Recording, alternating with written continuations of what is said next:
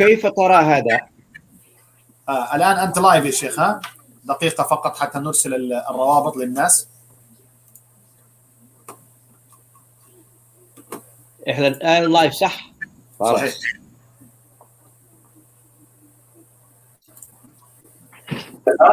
دقيقة فقط حتى نرسل الروابط للناس. إحنا الآن لايف صح؟ صحيح.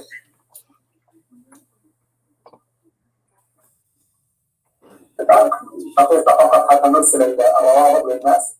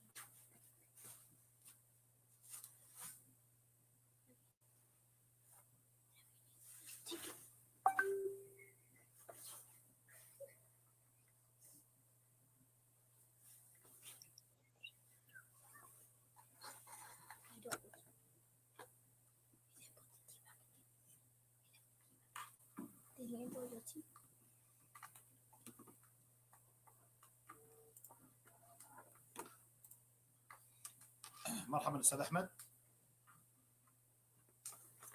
مستر أحمد. مرحبا. بارك الله فيك. طيب نبدأ إن شاء الله تعالى أستاذ أحمد. خلاص. طيب بسم الله الرحمن الرحيم، الحمد لله رب العالمين، وصلى الله وسلم وبارك على نبينا محمد وعلى آله وأصحابه وأتباعه بإحسان إلى يوم الدين. Welcome brothers and sisters for today's episode with Sheikh Ahmed Jawhar. And the topic that we are going to talk today, inshallah ta'ala, about is the reason for marital dispute in the West. And first of all, inshallah, Mr. Ahmed, we need just to put some highlight. Why did you accept to be a guest for this topic? أعوذ بالله من الشيطان الرجيم. بسم الله الرحمن الرحيم. الحمد لله وصلى الله على نبينا محمد وعلى آله وصحبه أجمعين. جزاك الله خيرا Sheikh Abu Rayyan for inviting me tonight into a Quba community program. I believe this topic is very important for our communities to understand the life of living in the West is not that easy, and that there are a lot of complications and tribulations. And we need to understand how to live. And it's basically me and my beautiful wife, Hibo. We started some of the years ago a program called Happy Marriage Academy, and we turned into Happy Family Academy. So it's something that we work around in our daily life, and we help people to understand, especially for those who are willing to marry and those who wanted to marry, those who are married already for either long term or a short term. So it's a very interesting topic, and we need to save families. That's why the reason I prefer to speak about this topic, inshallah.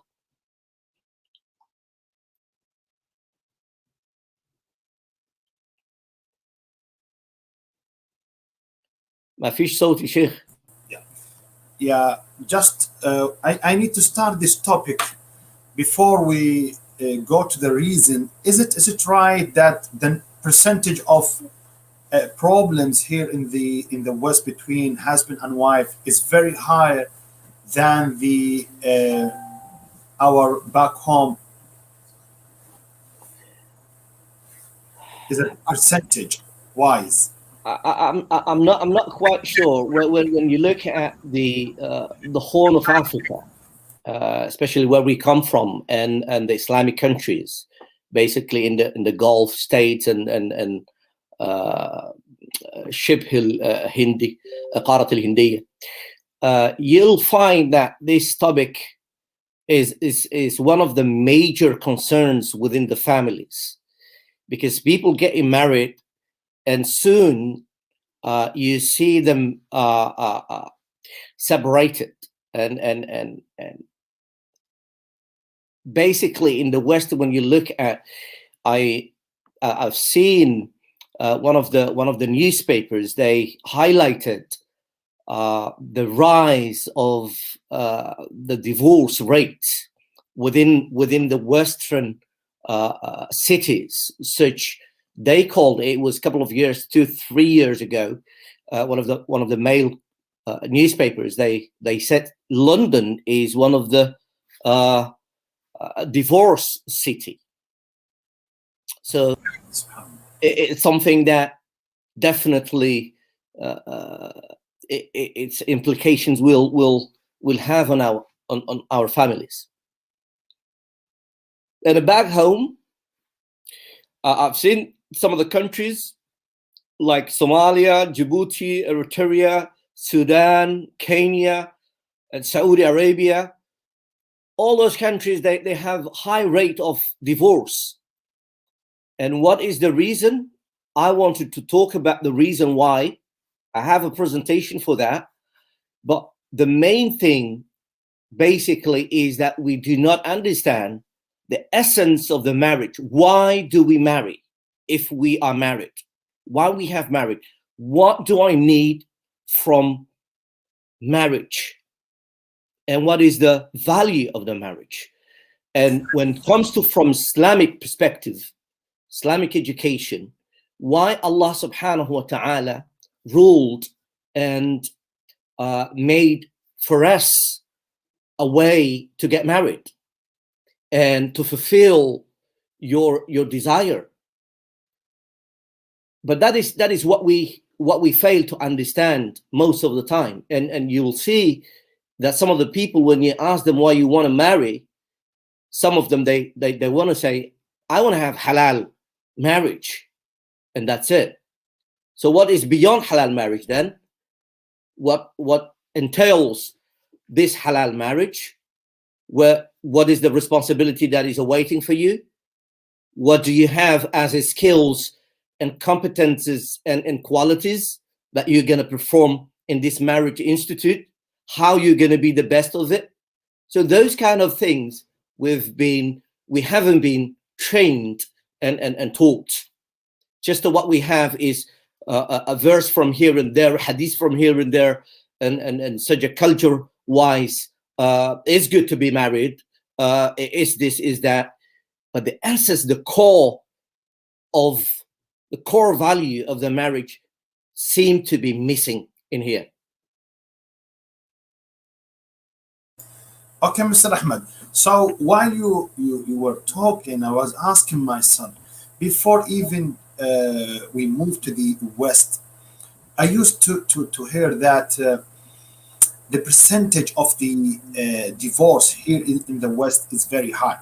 And you can imagine the first advice from people to anyone who wants to move to the West is this topic. Be aware, you might lose your wife, you might break your family, be aware. So if the percentage here and there is very high, so what is the complication, or what is the reason that people try to highlight this topic before they move to the West? Actually, Jazakallah khair for asking that question. It's very, very interesting question, because, for instance, our parents, our teachers, and ulama, those who care for ourselves and for the community, and in generally speaking for the whole humanity, they care about the unity. because marriage is a small format of unity, two people getting together. It means if you keep together forever until the death separates you, it means you are valued what it means, the unity, and the unity for the ummah as well. But if you fail, if you lose your husband, if you lose your wife, it means you're going to lose your children automatically. And then if you lose your children, what will happen to the society then? The society will be broken. There wouldn't be any strength. There wouldn't be any togetherness, any unity, any force whatsoever. So from that perspective, they were in such a kind of worries. They were worrying about where we're going to end up. Are we staying together, or are we failing to be together and then become separated, and everyone will lead their own life separately? So that is the reason why they were saying, make sure you keep your family together. Yeah. So now, Mr. Ahmed, let's jump to the important reason for divorce here in the West. Let's start taking them one by one. So why is the percentage of the divorce here in the West is very high? What the reason? Okay, in the West, Afan, we know my brother, Sheikh Jamal, we as Muslims, some of us, we came from other countries. We got our culture, we got our faith, and the culture is different.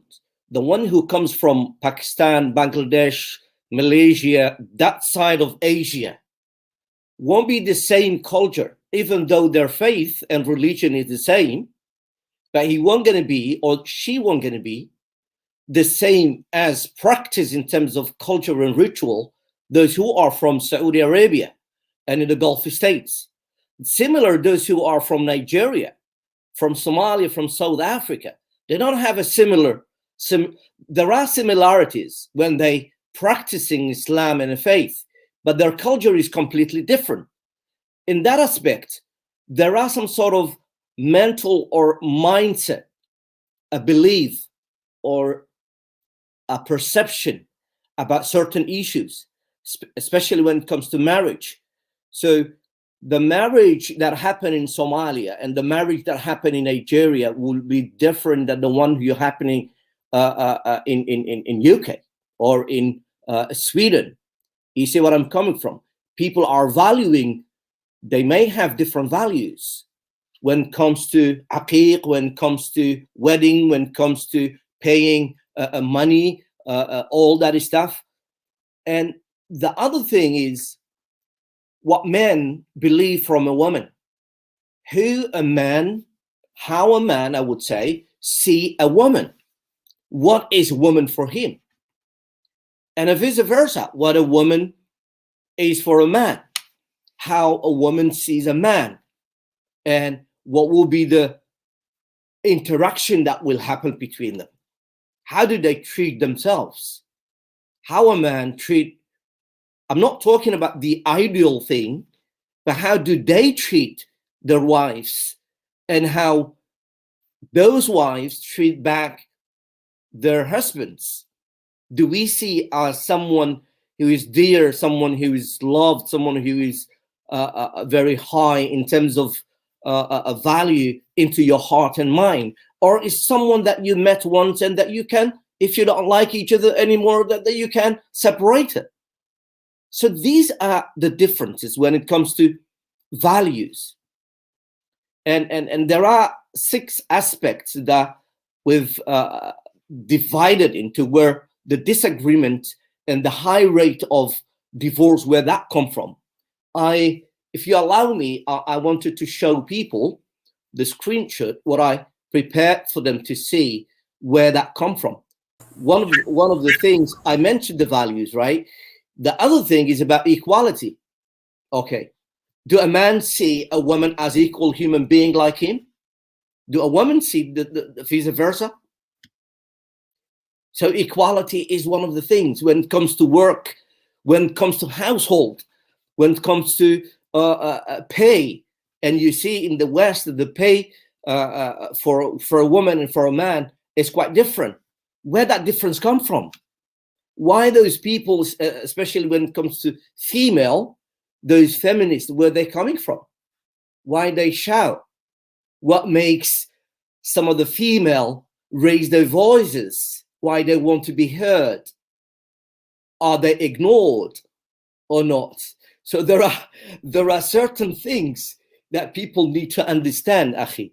And when we come in the West, some of the people, especially we as those who are born outside the Western continent, we got our mentality back home. And we come here and we confront a different values and different mentality, a different way of thinking. You see where I'm coming from? And that is what collide each other.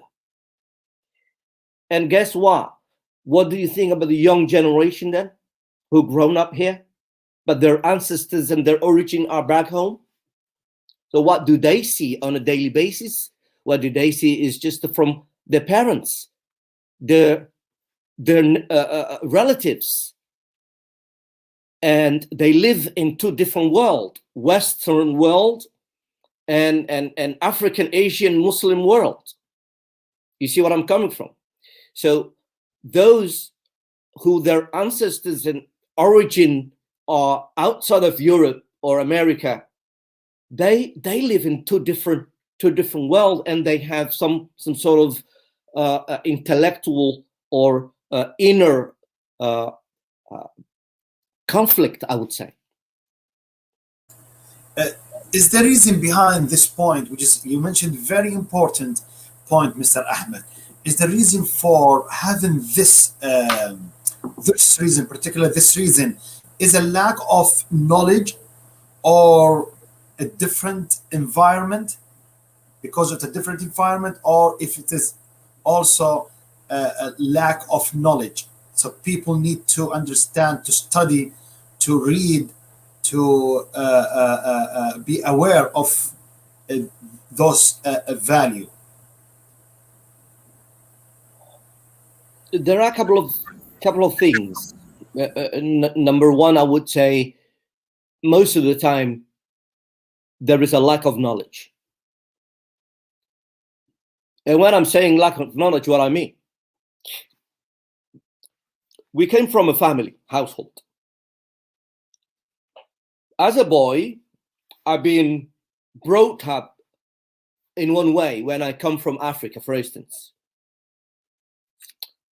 And when for girl, she has been brought up differently than a boy. And when you come to here, I believe in this Western society, we have different values. We have different understanding of how to live together. For instance, you'll see some of the parents giving advice to the boy, or when I'm using the term boy, I mean a male, adult male.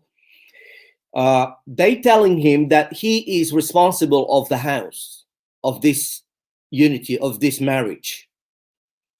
And some of them, instead of giving him the right advice, what they give them is what they used to think about in their age when they started marrying. You see what I'm coming from? Which is completely not valid this time and this era. And sometimes from there, you'll see conflict arising and starting, and people colliding each other or passing over each other. Do you know what I mean? Yes. So that is one of the things. Even though we know marriage is very important, but how can we make it more important? How can we keep it? How can we raise the standard for our marriage? That is what we lack. So guess what? If you look for any information about whether there are institutions who are teaching people how to make relationship, how to do marriage. You'll find most of the time in the Western society, the church and those who are, for instance, very occupied with this issue. You see them most of the time doing this kind of activities or raising awareness about the importance of marriage. But for us as Muslims, you'll fail to find them a lot. There are a talk. I'm not talking about talking and having lectures. I'm talking about proper education and preparation for the responsibility that people are awaiting for. So how a male will try to understand a female? Do they know what are the differences between both of them? How men think when women speak and how women think when a man speak? What do they interpret? These kind of stuff we never been taught in the school, universities. You can't find anywhere people teaching that, except you'll find some of the institutions in the West, okay, they having programs talking about the marriage, talking about the divorce rate is rising, how are we going to do things? And there are people, you'll see people talking about these issues. In our West, in our Sharq, Alam Sharqi, now they're starting seeing the importance of teaching people, training people, putting them into programs that they will discover what they've never been told.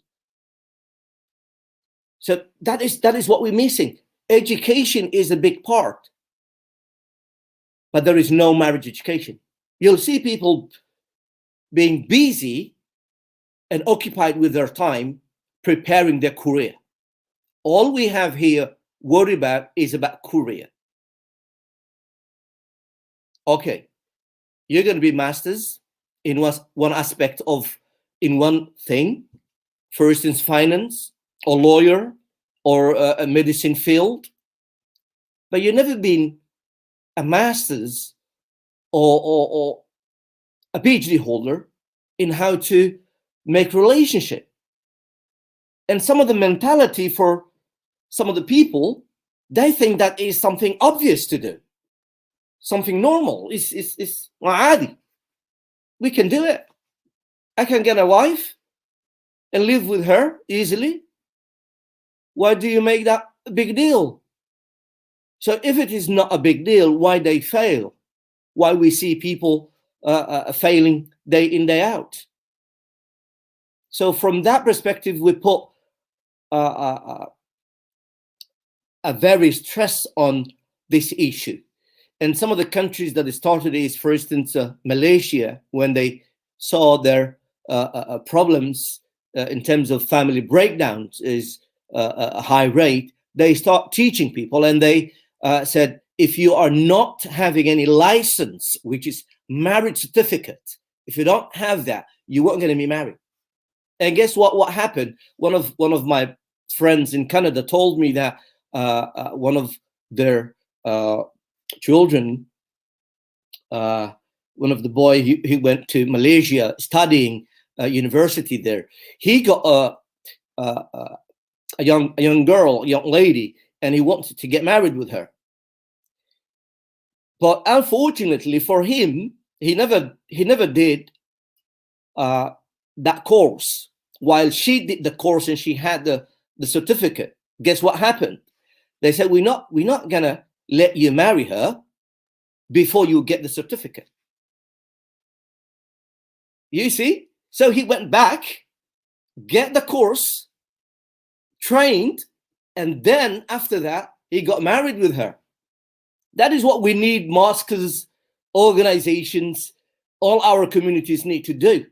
And instead of sending them and get married and later on, then arising of problems and then siding each side, because parents, what they tend to do, everyone sided with their child. And that is why I'm saying, and I argue some of the times when it comes to conflict management, if you have any trouble and any problem and any misunderstanding with your spouse, you need to seek a counseling, a professional counseling. جزاك الله خير شيخ أحمد. Sheikh Ahmed, we have seen a very successful and strong family had very nice life back home, and when they moved to the West, last couple of months, or let's say 1 year, then we have heard that the life being broken down, and the family, the strong family, the strong relationship, the successful life being down and separated. And that's why, in my opinion, people are saying every time, be aware, be aware. This is very dangerous environment. So because people, I don't know if this is lack of information or lack of knowledge as well, people, they ask to be aware and to be careful when they move to the West. So what do you think? Is what I'm saying is right? I can relate to it, and it resonates to me, even though I haven't been married in back home. However, what I believe is that people, when they come into the Western society, into the West, because they used to live in an environment where they've been brought up themselves. And now when they move into the West, they see themselves in a big trouble because they're facing issues that they never had before. When it comes to arguments in back home, it was not an issue, not a big issue. Men and women did not argue that much. If they argue, then it ends a separation, most of the cases. But here in the West, when it comes to mindset, they come with their mentality of back home. And I think their mentality of back home will work here in the West, whereas some of the things, it won't work. Let me take an example. Men back home, how they are treated. What are their roles within the household? Do you think that a man cook back home? Very few, if there is. Do you think that they take part of the household chores? Not that much. However, when they come into the West, the only one that has to do and share with his wife is him. And he thinks his value become lower, or he get the feeling as a husband, he get the feeling of, oh, you are maltreated. You see, you're a man and you're asked to do dishes. Is that something right to you? And that is a conflict of what we get used to with what we come from the reality. You see what I mean? So the reality and their expectations collide. That is when the conflict is started. And some of the ladies, they think that when they were in Africa or in Arab countries, they were enslaved within that culture. And when they come here, they see themselves as they are freed from those slavery.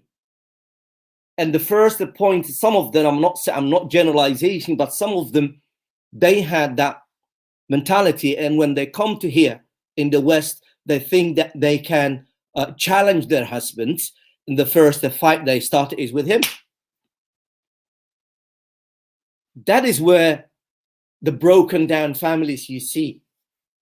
So if they both sit down and they discuss about the new life and the new challenge and how can we face together, then at that time they will get a chance to find a solutions. But everyone lives in their own dream, in their box, and want to carry on with the life in that way. And when they come across any troubles, any challenges, any advisories, then they seem to feel, oh, it's awkward. Get an exit, leave.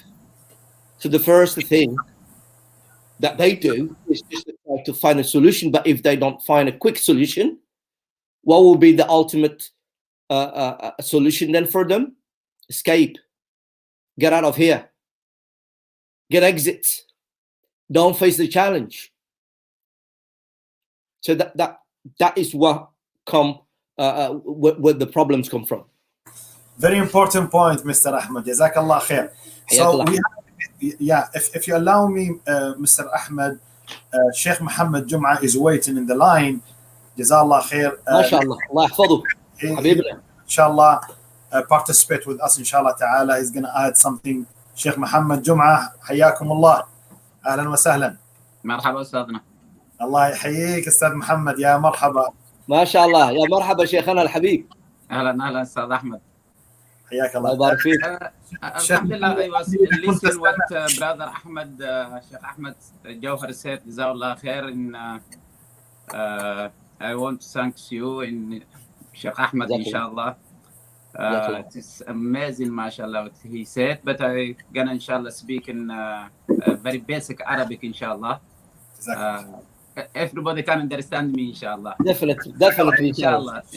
أنا محمد، يعني هناك سؤال حقيقة بدأنا مع الأستاذ أحمد يعني في سؤال كمدخل لهذا الموضوع، وهو هل بالفعل هناك ارتفاع في نسب الطلاق هنا في الغرب؟ هذا سؤال. السؤال الثاني وهو الأهم، من وجهة نظرك لماذا تكون الأسرة متماسكة قبل المجيء إلى الغرب، ثم أحيانا أو في كثير من الأحيان خلينا نقول يحصل أن يتصدع بنيان الأسرة بعد أن تصل إلى الغرب؟ أين الخلل؟ لدى الرجل، لدى المرأة، لدى الاثنين؟ تفضل أستاذ شيخ محمد.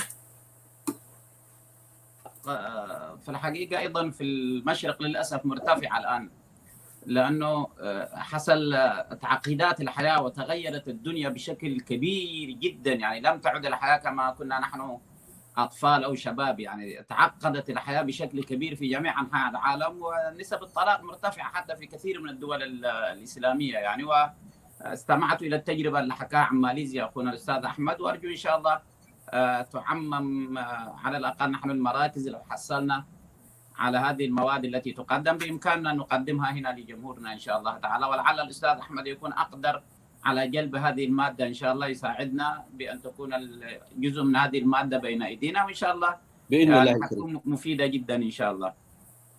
بالنسبة يعني قضايا الطلاق يعني في هذه البلاد وأسبابها وكذا، مش كان هذا السؤال الثاني؟ أيوه نعم. أيوه، هو يعني طبعا موضوع كبير جدا جدا، لكن خلينا أقول أنا أولا هو هنا مسألة الحرية لها تأثير، لكن أنا عشان أفيد الأخوة المستمعين الآن فلنفترض أن هذا أمر واقع وحاصل، بس نحن اللي يهمنا هي المعالجات دائما. كيف الإنسان يعرف أنه بيته ماشي إلى الانهيار؟ هذا هو الشيء المهم جدا، أنك أنت قبل أن يقع السقف في رأسك أن تدرك أنه بيتك آيل للسقوط. إذا أنت أدركت هذه المسألة حتحاول تعالج. ولذلك الإنسان إذا يعرف مسبقا يعني أعراض المرض ويستطيع أن يتجنب، وكما يقال في المثل الوقاية خير من العلاج. ماذا يقولون يا أحمد؟ يعني خنيت بيتر دان بالهولندي يعني. فيقولون الوقاية خير من العلاج. فأنا أقول لأي زوج وزوجة يسمعوني الآن، أي زوج وزوجة، كيف حتقدر تعرف أنت التوافق بينك وبين زوجتك بدأ ينهار، بدأ يتراجع؟ من هذه الأشياء فعلامات بسيطة جدا يعني، وإحنا نذكرها دائما للأزواج.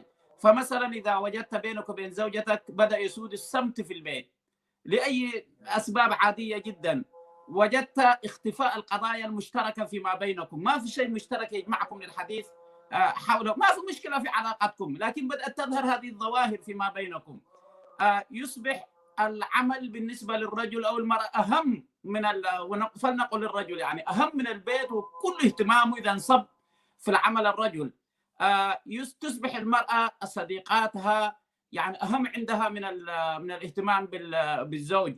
يصبح التلفون عند كليهما أهم من الثاني، واحد جالس في الركن والثاني جالس في الركن، ما في أي مشكلة بينهم، لكن كل واحد بدأ يجلس مع جهاز آخر وبدأ يتحدث. الضيق ربما يبدأ من هنا، يبدأ الضيق من الطرف الآخر، يتم الاحتجاج على أي شيء يأتي، ثم نصل إلى الطامة الكبرى، نبدأ الاستقلالية في المال، كم من المال، أنت كم في البنك، كم يوجد، نوصل مباشرة الآن إلى القضية، يبدأ الإنسان يزحف. عدم مراعاة مشاعر الآخرين في شكواه، في ألمه، في أحاسيسه، في تعبه، تبدأ هذه القضايا تظهر. إذا وصل الإنسان أو الزوج والزوجة إلى هذه النوع من المرحلة، فليعلم الأخ والأخت أن في مرض دخل عليهم. يا إخواني، الطلاق الإنسان لا يصل إليه يوم واحد، لازم نفهم هذا. فأنا هذا ما أنصح به للزوجين. إذا شعرتم بالمرض عليكم أن تذهبا إلى الطبيب أو أن تتداركا نفسيكما. الآن في فترة الكوفيد ما تمشي للأطباء، تعالج نفسك، ابدأوا الآن تعالجوا نفسكم، اعملوا لكم بخور، اعملوا لكم يعني شموا كده المحبة، أي حاجة يعني حاجة ترجع المحبة على بعد. فأنا أنصح حقيقة، لا أريد أن أخذ المساحة من الحديث الجميل من الأستاذ أحمد، بس يكفي هذا التعليق أنه قد يكون مفيد. لا، وهو أيضا وهو الله يجزاك الخير يا شيخ محمد، بارك الله فيك. حقيقة الوقت عندنا ضيق، نريد أن نرجع للأستاذ أحمد جميل. لكن بعد أن نأخذ آخر مداخلة، لعل معنا الآن أيضا الأستاذ فؤاد، الشيخ فؤاد معنا الآن. ما شاء الله. اسمعونا يا شيخ فؤاد، الصوت دقيقة. السلام عليكم ورحمة الله. عليكم السلام ورحمة الله وبركاته. Sheikh Fuad, Jazakallah khair. I think you have heard the reasons that Mr. Ahmed has mentioned and the speech that Sheikh Muhammad Juma has given. Barakallah fiqh. How can you add something in this just to complete the reasons for having this very high percentage for divorce here in the West? Jazakallah khair, in 2 or 3 minutes maximum, because I want to end with Mr. Ahmed. Jazakallah khair. حياكم الله, جزاكم الله خير. At the beginning, I would like to thank you for, mashallah, holding this conference and these lectures, and I would like to thank Brother Ahmed. Sheikh Ahmed, we call him Ahmed al-Hub, Ahmed Ja'il, because he, mashallah, jazakallah khair, innovated the way of bringing this topic into the da'wah, into the masjid, into the khutbah, and especially to pass on the good experience that they had as a family and share it with the rest of the community. So jazakallah khair. I think to begin with, I would say that we realize and understand the importance of the family in Islam. And this is something that we need to remind ourselves as grown-ups, as the old families, and also to pass on and teach to the new generations that marriage and loving someone is not just a matter of, I love that girl and I want to get married to, but that you are going to run a little government, a company, which requires that you get qualified to be a successful operator of that company. Yeah, we need to go back into our the Sunnah of the Prophet sallallahu alaihi wasallam and in our Deen, and to learn a lot from the life experience of the Prophet alaihi wasallam and the companions and the believers. That there are also trials and temptations and tests for us on both sides. So how can I be so dutiful to my Lord and please Allah Azza wa Jal by being dutiful to my wife and husband? There are huquq, there are rights and responsibilities. And this also needs to be taught, that we learn ourselves and we teach it on to others as well. And finally, I would say the matter of paying the care that is due to the other side, both of us. A lot of times what happens is that the relationship ends to the duties and roles which is out and without the courtesy and the harmony of love. The reason why I'm saying is their wife would ask the husband, these are my rights, you have to provide for me, you have to give me a house, you have to give me clothes. And the man would say, you have to be obedient to me, you have to cook for me, you have to make those roles that may be traditional, that we still can have it here if we agree upon. There are more to this. The life is not just this.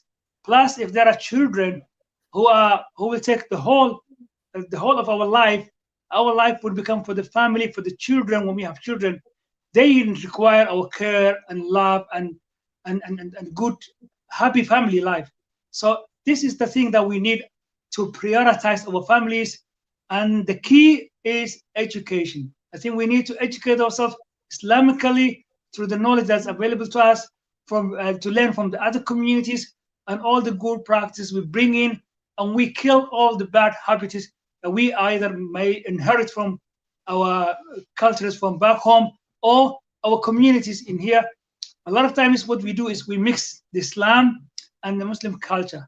A lot of times there are myths and there are misconceptions, even unfortunately, in the back of our girls. A lot of times the way that they see the Muslim man or the man from Africa background or from Arabia background, and the way that they have this image of a dictatorship in them and they have to give commands, and the way that Sheikh Muhammad was saying, when they come here, they want to feel emancipation, tahrir.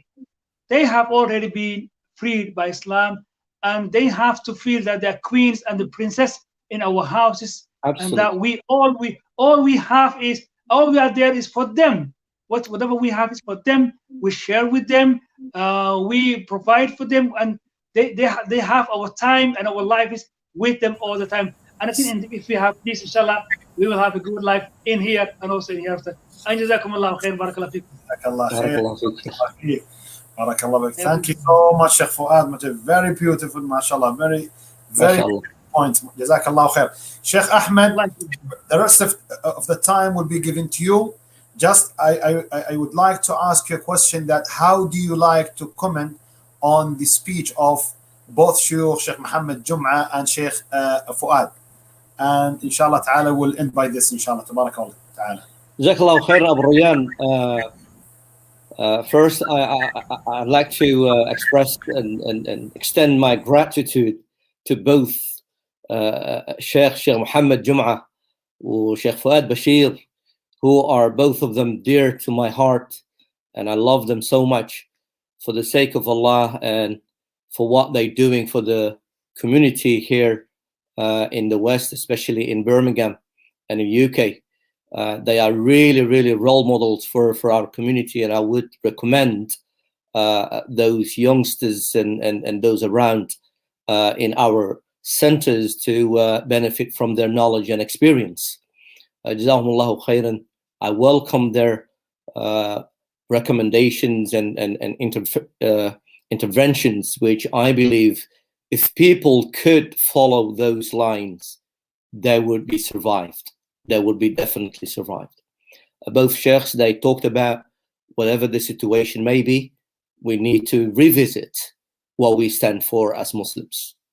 And that is what Allah subhanahu wa ta'ala taught us in the Quran, in the Wahy, and the Prophet sallallahu alaihi wasallam practiced it and showed us how to practice what we read day and night as a Quran, as a Wahy, and as a Hadith, the Sunnah, sallallahu alaihi wasallam. So I want to end really by saying that we know Islam. I ask myself, what is wrong with us? Why our families fail? Why they are broken down? Why men don't follow the footsteps of the Prophet ﷺ and the Sahaba, as both Shuyukh said earlier?